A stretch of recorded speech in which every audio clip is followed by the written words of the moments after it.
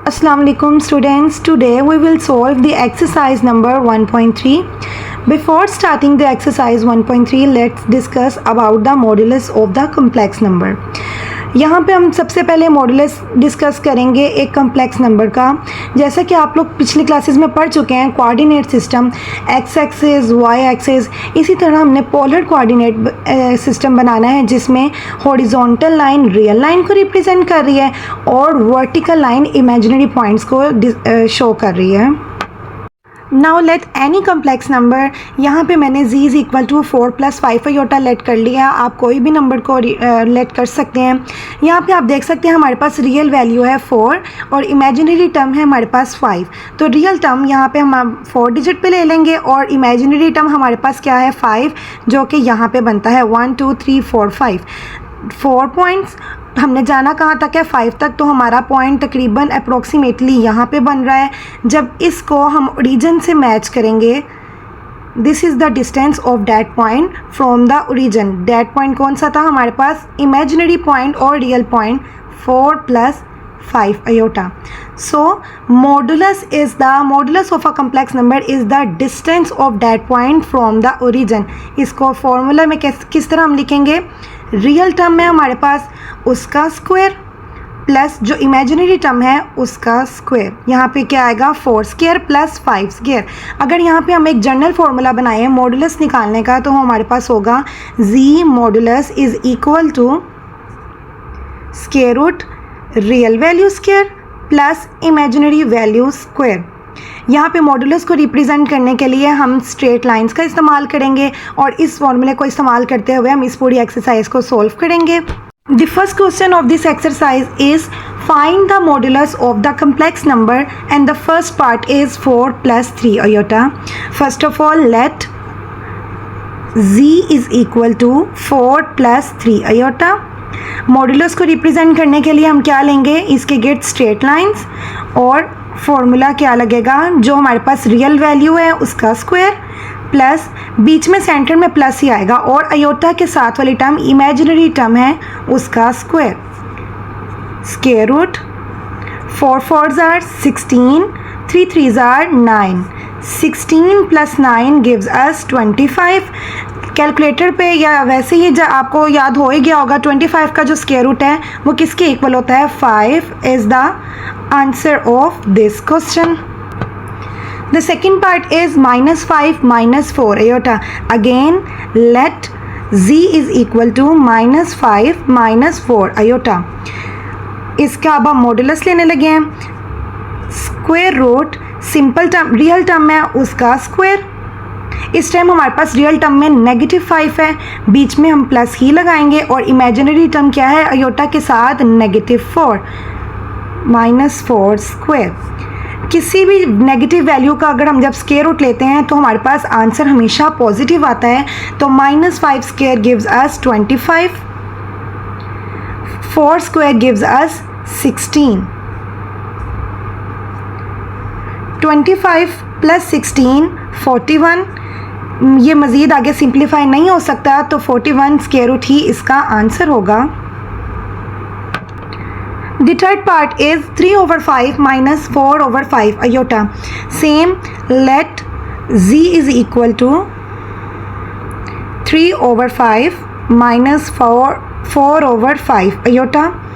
z modulus gives us, modulus को हम magnitude भी पढ़ सकते हैं, रियल टर्म में उसका स्क्वायर, सेंटर में प्लस, -4/5 यानी जो आयोटा के साथ जो पूरी टर्म है उसका square, square root 3 3s are 9/25 plus 4 4s are 16 divided by 25।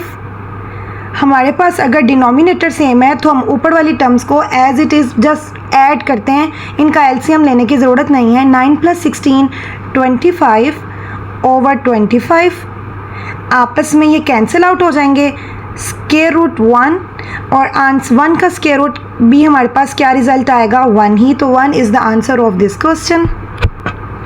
Fourth part को भी हम ऐसे ही सॉल्व करने लगे हैं। सबसे पहले हमने लेट कर लिया z इज़ इक्वल टू ये पूरा क्वेश्चन, अब इसके मॉडुलस लेने लगे हैं, मैग्नीट्यूड फॉर्म में लिखने लगे हैं। तो क्या करेंगे, जो इसकी रियल टर्म है पूरी उस सब का स्क्वायर प्लस जो हमारे पास इमेजिनरी टर्म है उसका स्क्वायर, और ऊपर हमारे पास स्क्वायर रूट है।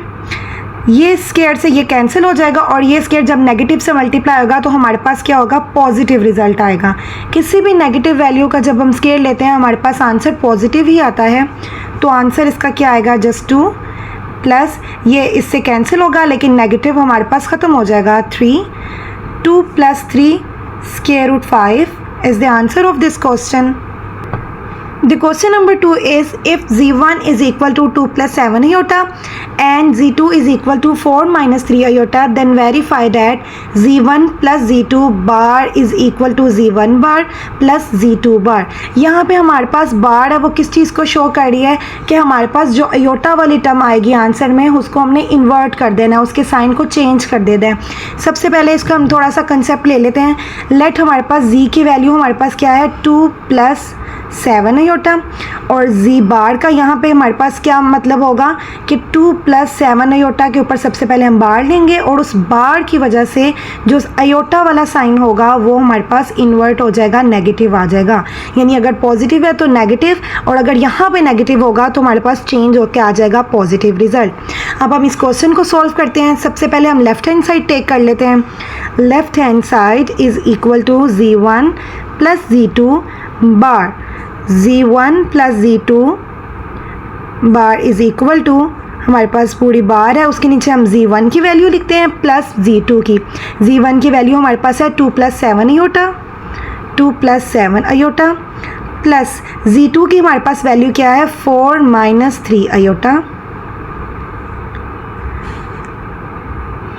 First we will do the process of addition.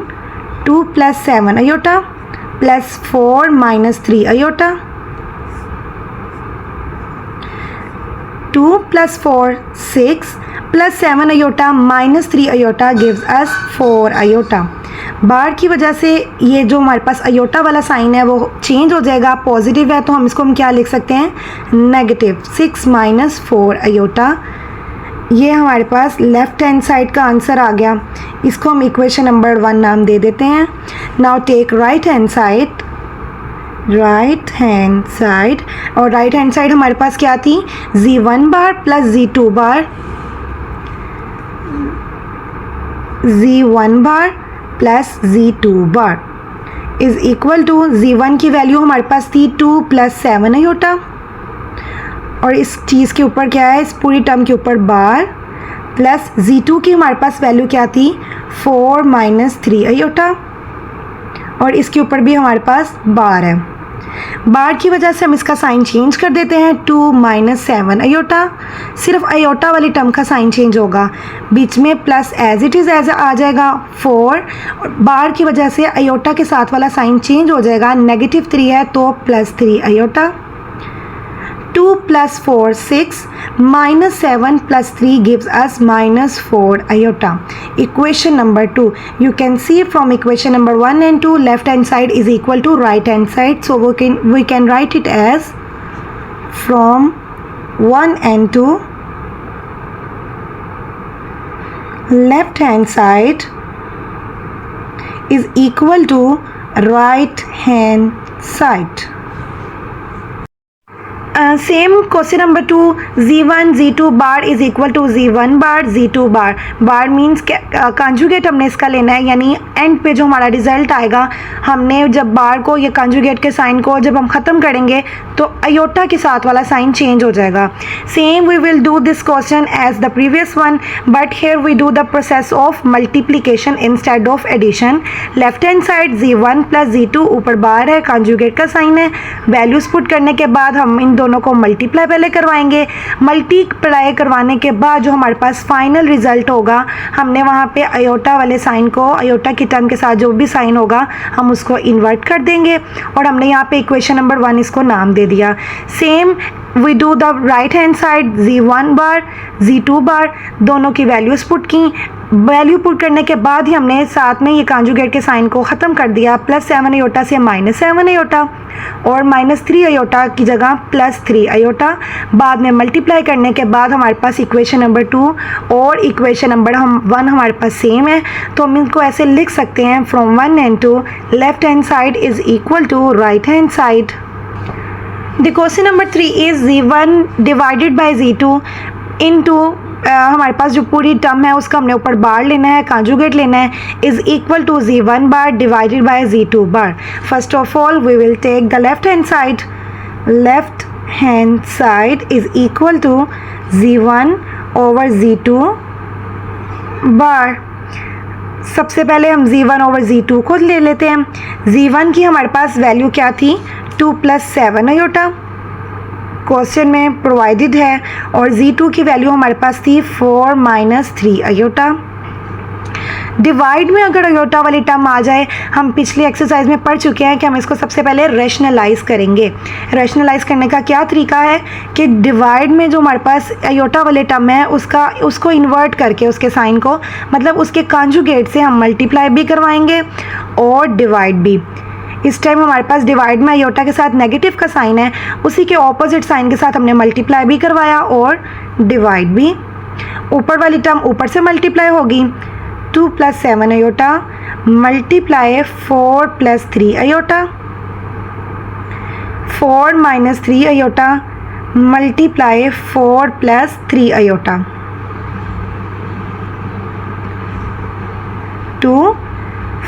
2 पहले पूरी ब्रैकेट के साथ मल्टीप्लाई होगा 4 + 3 अयोटा प्लस 7 अयोटा, ये दोबारा पूरी टर्म के साथ मल्टीप्लाई होगा 4 + 3 अयोटा। डिवाइड में हमारे पास एक फॉर्मूला बन रहा है, सेम टर्म्स हैं, एक दफ़ा माइनस है और एक दफ़ा प्लस है, तो हम इसको कैसे लिख सकते हैं, फर्स्ट टर्म का स्क्वायर माइनस सेकेंड टर्म है जो हमारे पास उसका square. 2 4s are 8, 2 3s are 6 iota plus 7 multiply 4 28 iota plus 7 multiply plus 3 21 iota square divided by 4 square 16 minus 3 3s are 9 and iota square 8 28 plus 6 हमारे पास क्या आएगा 34 अयोटा प्लस 21 और अयोटा स्क्वायर की जगह हम क्या लगाएंगे -1। ये हम प्रीवियस एक्सरसाइज में पढ़ चुके हैं, अयोटा स्क्वायर की वैल्यू हमारे पास -1 होती है। Divided by 16 minus 9 iota square की जगह -1। 8 plus 34 iota minus 21 over 16 plus 9। 8 minus 21 हमारे पास आएगा -13 plus 34 iota divided by 16 plus 9 25। यहाँ पे हम रियल और इमेजिनरी पार्ट्स को अलहदा कर देते हैं। -13 ओवर 25 प्लस 34 ओवर 25 अयोटा। इसको हम हमारे पास अभी हमारे पास नहीं कंप्लीट नहीं हुई ये साइड, हमने तो अभी सिर्फ z1 ओवर z2 निकाला है। अब हम क्या करने लगे हैं, z1 ओवर z2 हमारे पास जो पूरी टर्म आई है उसके ऊपर हमने उनका कॉन्जुगेट लेना है। तो -13 ओवर 25 जो अयोटा के साथ वाली टर्म है उसका हम क्या करेंगे, साइन चेंज कर देंगे, -34 over 25। This is the left hand side. Equation number 1 हमने इसको नाम दे दिया। Now take the right hand side, z1 bar over z2 bar. z1 bar की हमारे पास वैल्यू क्या थी, 2 + 7 अयोटा, इन सब के ऊपर कॉन्जुगेट साइन है, डिवाइडेड बाय z2 की वैल्यू हमारे पास थी 4 माइनस 3 अयोटा, इस वैल्यू के ऊपर भी कॉन्जुगेट का साइन है। जब कॉन्जुगेट के साइन को ओपन करेंगे बार को तो हमारे पास अयोटा वाला साइन चेंज हो जाएगा, 2 - 7 अयोटा डिवाइडेड बाय 4 + 3 अयोटा। अब हमारे पास इसका जो आंसर आया है इसके डिवाइड में फिर अयोटा वाली टर्म है, तो हम इसको क्या करेंगे, रैशनलाइज करने का क्या तरीका है कि डिवाइड वाली टर्म का कॉन्जुगेट से हम मल्टीप्लाई भी करवाएंगे और डिवाइड भी। ऊपर वाली टर्म ऊपर से मल्टीप्लाई होगी और नीचे वाली टर्म नीचे से मल्टीप्लाई होगी। Here I did the process of multiplication and the final result is minus 13 over 25 minus 34 over 25 iota। इसको हमने इक्वेशन नंबर 2 नाम दे दिया। हमारे पास इक्वेशन नंबर 1 और इक्वेशन नंबर 2 सेम आई हैं, तो हम कह सकते हैं from one and two left hand side is equal to right hand side. The question number 3 is if z is equal to 5 minus 2 iota then verify that z के ऊपर हमारे पास 2 दफ़ा बार दे दी गई है, यानी हमने z का 2 दफ़ा कॉन्जुगेट लेना है, तो हमारे पास आंसर दोबारा ओरिजिनल कम्प्लेक्स नंबर ही आएगा। सो हमारे पास यहाँ पे क्या गिवन था, z is equal to 5 minus 2 iota। सबसे पहले हम z के ऊपर बार ले लेते हैं, इसका कॉन्जुगेट ले लेंगे। कॉन्जुगेट लेने में हमारे पास इसका रिजल्ट क्या आएगा, जो हमारे पास आयोटा के साथ वाली टर्म है उसका साइन चेंज हो जाएगा 2 आयोटा। z बार का हमारे पास आंसर आ गया 5 प्लस 2 आयोटा। इसका जब हम दूसरी दफ़ा कॉन्जुगेट लेंगे तो हमारे पास क्या आ जाएगा, 5 माइनस प्लस 2 आयोटा है तो चेंज होके माइनस 2 आयोटा आ जाएगा। आप देख सकते हैं कि ये जो हमारे पास 2 दफ़ा बार कॉन्जुगेट लेने से जो रिज़ल्ट आया है वो रिज़ल्ट और ओरिजिनल वैल्यू थी जो z की, वो दोनों हमारे पास सेम है, तो हमारे पास क्वेश्चन प्रूव हो गया। हैंस z का जब हम 2 दफ़ा बार लेंगे तो वो किसके इक्वल आएगा, z वैल्यू के, यानी ओरिजिनल कम्प्लेक्स नंबर के इक्वल आ जाएगा। आप इसको इक्वेशन नंबर 1 एंड 2 नाम दे सकते हैं, equation number 1, equation number 2। So from 1 and 2 we can write it as z के ऊपर जब 2 दफ़ा बार ले लेंगे तो हमारे पास आंसर z ही आएगा। The second part is z modulus या magnitude is equal to z का जब हम कॉन्जुगेट लेंगे और उसकी मैग्नीट्यूड लेंगे, यानी इन दोनों का आंसर इक्वल आएगा। सबसे पहले लेफ्ट हैंड साइड को टेक करने लगे हैं, z is equal to 5 minus 2 iota, और z के ऊपर जब हम बार लेंगे तो हमारे पास जो आयोटा वाला साइन है वो चेंज हो जाएगा 5 प्लस 2 आयोटा। z का जब हम मैग्नीट्यूड या मॉडुलस लेंगे तो हमारे पास रियल वैल्यू है उसका स्क्वायर, जो हमारे पास इमेजिनरी टर्म है यानी माइनस 2 आयोटा के साथ वाली टर्म उसका स्क्वायर। इसका आंसर आ गया square root 29। Right hand side हम टेक कर लेते हैं, z हमारे पास कॉन्जुगेट की हम मैग्नीट्यूड या मॉडुलस लेने लगे हैं। यहाँ पे हमने z मैग्नीट्यूड की वैल्यू क्या निकाली हुई थी, 5 प्लस 2 आयोटा। इसका जब हम स्क्वायर रूट या मैग्नीट्यूड फॉर्म में इसको लिखेंगे तो रियल वैल्यू का स्क्वायर प्लस इमेजिनरी टर्म का स्क्वायर, जब इनको हम कैलकुलेट करेंगे तो हमारे पास आंसर आ गया 29। From 1 and 2 left hand side is equal to right hand side, और हमारे पास जो ये क्वेश्चन है वो प्रूव हो गया। Same we will do the next question. z की मैग्नीट्यूड और माइनस z की मैग्नीट्यूड इन दोनों का आंसर इक्वल होगा। पहले हमने z ले लिया, 5 माइनस 2 आयोटा गिवन है, और नेगेटिव z यानी हमने जो भी हमारे पास वैल्यू है उन दोनों के साइन चेंज कर देंगे। फिर हमने z की मैग्नीट्यूड ली, आंसर आया 29। फिर इस नेगेटिव z की जब हमने मैग्नीट्यूड ली तो आंसर हमारे पास 29 सेम आया। तो हम लिख सकते हैं from 1 and 2 question is proved. In the same way we will do the part number 4, z conjugate is equal to z magnitude का स्क्वायर। सबसे पहले लेफ्ट हैंड साइड हम सॉल्व करेंगे, z बार या z कॉन्जुगेट लिया, उन दोनों को मल्टीप्लाई करवाया तो हमारे पास इक्वेशन नंबर 129 आ गई। फिर हमने इसकी राइट हैंड साइड ली, राइट हैंड साइड में हमारे पास था z हमारे पास मैग्नीट्यूड का स्क्वायर। सबसे पहले हमने z मैग्नीट्यूड निकाली, इसका फॉर्मूला लगाने के बाद फिर हमने उसका स्क्वायर लिया तो आंसर हमारे पास अगेन 29 आ गया। So from 1 and 2 left hand side is equal to right hand side. The question number 4 is if z is equal to 4 minus 3 iota then verify that हमारे पास इतनी ज़्यादा वैल्यूज़ हैं हमारे पास, हमने प्रूफ करना है कि लेफ़्ट हैंड साइड इस टाइम इस राइट हैंड साइड के इक्वल है, अगेन ये वाली लेफ़्ट हैंड साइड फिर इस राइट के इक्वल है, और ये फिर हमारे पास इसका इक्वल है। लाइन वाइज हम सबको प्रूफ करेंगे। सबसे पहले हमारे पास गिवन क्या है, z is equal to 4 minus 3 iota. हम सबसे पहले फर्स्ट चीज़ को टेक करेंगे और उसकी वैल्यू निकालेंगे, तो उसकी वैल्यू में क्या हमने फाइंड आउट करना है, z magnitude.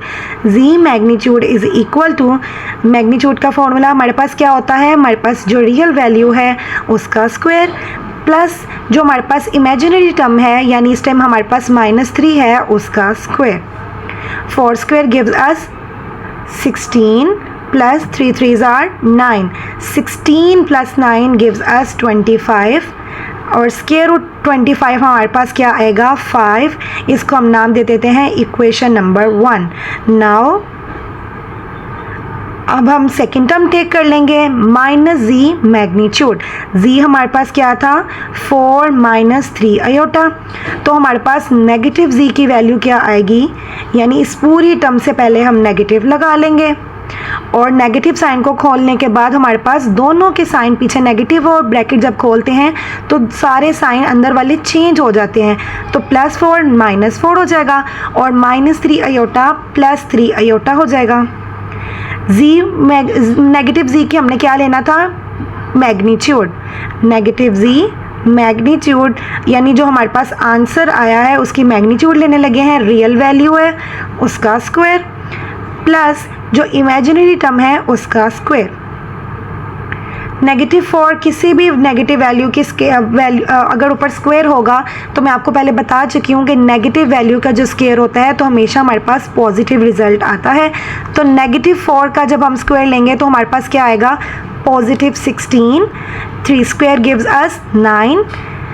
16 + 9 gives us 25 and the square root of 25 is 5। यहीं से आप लोग देख सकते हैं कि हमारे पास अभी तक हमने 2 स्टेप किए और दोनों का आंसर हमारे पास इक्वल आ गया। अब हम इसकी थर्ड पार्ट करने लगे हैं। जी का हमने पहले 2 दफ़ा कॉन्जुगेट लेना है, फिर उसकी मैग्नीट्यूड लेनी है। सबसे पहले जी हमारे पास क्या था नाउ अगेन और नाउ टेक हम क्या लेने लगे हैं z इज़ इक्वल टू जी की वैल्यू हमारे पास क्या गिवन है 4 माइनस 3 अयोटा। जी कॉन्जुगेट लेंगे 4 + 3 अयोटा हो जाएगा। कॉन्जुगेट जब भी लेंगे तो नेगेटिव साइन जो अयोटा के टर्म का साइन होगा वो चेंज हो जाएगा, यानी हमने इसमें अयोटा वाले साइन को इन्वर्ट कर देना है। अगेन जी कॉन्जुगेट का भी दोबारा कॉन्जुगेट लेंगे तो हमारे पास आ जाएगा 4 माइनस 3 अयोटा। यहाँ पे हमने फाइंड आउट क्या करना था z का 2 दफ़ा कॉन्जुगेट लेना है और फिर उसकी मैग्नीट्यूड निकालनी है। अब हम इसकी मैग्नीट्यूड निकालने लगे हैं। z जो हमारे पास रिज़ल्ट आया था उसकी मैग्नीट्यूड स्क्वायर रूट जो हमारे पास रियल वैल्यू है उसका स्क्वायर प्लस जो हमारे पास अयोटा के साथ वाली टर्म है यानी -3 इसका स्क्वायर और ऊपर square root. 4 4s are 16 + 3 3s are 9। 16 + 9 25 and square root of 25 is 5। हम इसको इक्वेशन नंबर 3 नाम दे देते हैं। अब हमारे पास लास्ट प्रूफ करने वाली चीज़ रह गई है नेगेटिव जी कॉन्जुगेट और उसकी मैग्नीट्यूड। सबसे पहले हम जी कॉन्जुगेट लेंगे, फिर उसका नेगेटिव और फिर उसका मैग्नीट्यूड। हमारे पास जी की वैल्यू थी 4 माइनस 3 अयोटा, तो z conjugate 4 + 3 aorta negative z conjugate इस पूरी टर्म से पहले हम नेगेटिव लगा देंगे तो हमारे पास आएगा -4 -3 अयोटा। जो हमारे पास पूरा रिज़ल्ट आया अब उसकी मैग्नीट्यूड लेने लगे हैं स्क्वायर रूट जो रियल वैल्यू है उसका स्क्वायर प्लस जो हमारे पास इमेजिनरी टर्म है यानी -3 इसका भी square. -4 square gives us 16 and -3 square gives us 9. 16 + 9 square root 25 and the square root 25 gives us 5. So equation number 1, 2, 3 and 4 we will write it as हमारे पास जो क्वेश्चन है इन सब का आंसर इक्वल आया है। It means we proved our question. Now we are going to solve the last question of this exercise. Question number 5 is if z1 is equal to 2 + 3 iota and z2 is equal to -1 + iota, then verify that, then evaluate real number z1 + z2. First of all we will do the process of multiplication. We multiply z1 with z2. After the process of multiplication we get the answer -5 - iota. यहाँ पे question में हमें require है कि real value हमने इसकी निकालनी है, तो हम इसको ऐसे लिख सकते हैं कि हमारे पास रियल जो हमारे पास वैल्यू है z1 और z2 की, यानी हमने आंसर में सिर्फ रियल वैल्यू को लिखना है। तो हमारे पास जो अयोटा के बगैर वाली जो टर्म है रियल -5 है, तो यही इस क्वेश्चन का आंसर होगा। and its second part is find the imaginary value of this term. First we will multiply z1 multiply z2, जो हमारे पास फाइनल आंसर होगा उसमें से हमने इमेजिनरी टर्म निकाल के लिखनी है। तो वो हमारे पास इस टाइम क्या आई है, हमने z1 और z को पहले ही मल्टीप्लाई करवा लिया था, तो यहीं से हम इसका आंसर लिख सकते हैं कि z1 और z2 को जब मल्टीप्लाई करवाया था, ये वाले रिज़ल्ट की जो इमेजिनरी वैल्यू है आयोटा के साथ वाली टर्म है -1, ये इसका आंसर है।